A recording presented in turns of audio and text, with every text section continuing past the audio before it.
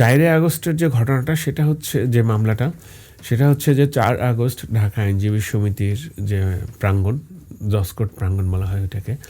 তো সেই প্রাঙ্গণে তখনকার সরকার সমর্থিত আইনজীবীরা একটি মিছিল বের করে। সেখানে হয়তো 2-1 আইনজীবীর হাতে হয়তো লাঠিসোঁটা ছিল। আর সরকারের বিরুদ্ধে যারা তারাও একটা মিছিল বের করে। তো সরকার সমর্থিত আইনজীবীরা যে একটা মিছিল নিয়ে যাওয়ার সময় তো 2-1 আইনজীবী যে একটা চেম্বার হয়তো ভাঙচুর করেছে, যেটা আসলে সমর্থনযোগ্য নয়। তো এইটুকু ঘটনা ওই দিন ঘটেছে। তো তার পরিপ্রেক্ষিতে একটা মামলা হয়েছে। মামলা হওয়ার সাথে সাথেই 144 জন আইনজীবীর বিরুদ্ধে মামলা হয়েছে। সেই মামলা হওয়ার সাথে সাথে আইনজীবীরা মহামান্য হাইকোর্টে এসে আত্মসমর্পণ করে এবং আগাম জামিন নেয় 8 সপ্তাহের আগাম জামিন নেওয়ার পরে আইনজীবীরা নিয়ম মতোই জজ কোর্টে বেলবন্ড সাবমিট করে বিজ্ঞ মহানগর দায়রা জজ আদালতে, এবং তারা আইন অনুযায়ী আবার বিগত 6 তারিখে মাননীয় মহানগর দায়রা জজ আদালতে জামিন প্রার্থনা করলে বিজ্ঞ আদালত শুনানি অন্তে আপনারা দেখেছেন যে আইনজীবীদের জামিন নামঞ্জুর করে শুধুমাত্র মহিলা আইনজীবীদের এবং আমাদের একজন সিনিয়র অ্যাডভোকেট আবু সাইদ সাগর তাকে জামিন মঞ্জুর করেছেন এবং বাকি সবাইকে কারাগারে প্রেরণ করেছেন। তো আসলে ঘটনাটা হচ্ছে যে 4 আগস্ট যারা সরকার সমর্থিত আইনজীবী ছিল তাদের মধ্যে অনেকেই ওই যে মামলা 140 জন আইনজীবীর বিরুদ্ধে যে মামলা, সেই মামলায় অনেকেই সেদিন কোর্ট প্রাঙ্গণে উপস্থিত ছিল না। ইভেন এমন অনেক আইনজীবী আছে যারা কোনো রকম কোনো পারফরমেন্স করেনি।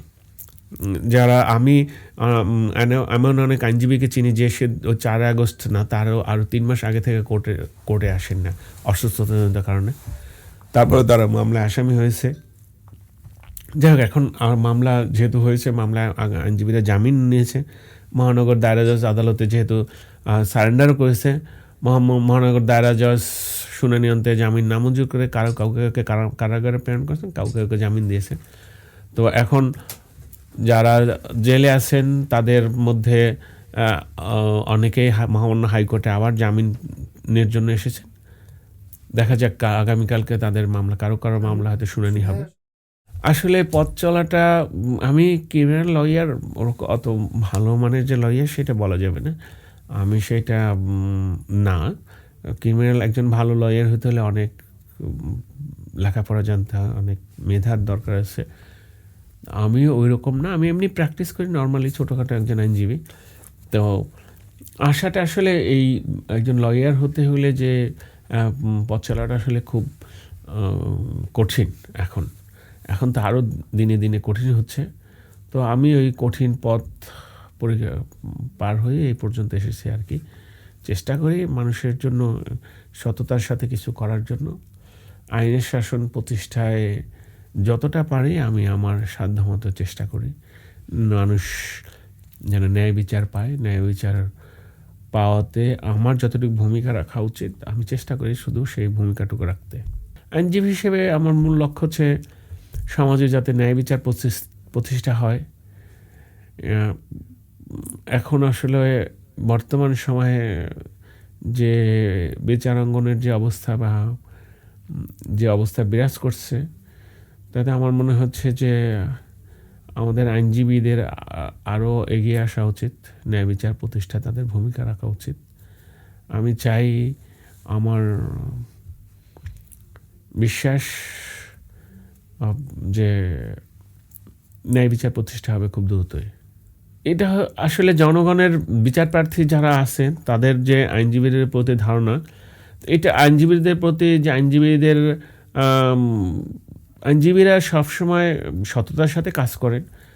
2-1 হয়তো কোনো রকম ভুলভ্রান্তি করে থাকেন, আমরা বলবো না যে আমরা একদম সবাই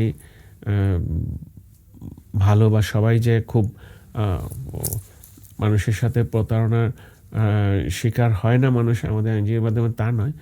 2-1, এটা খুব কম সংখ্যায়।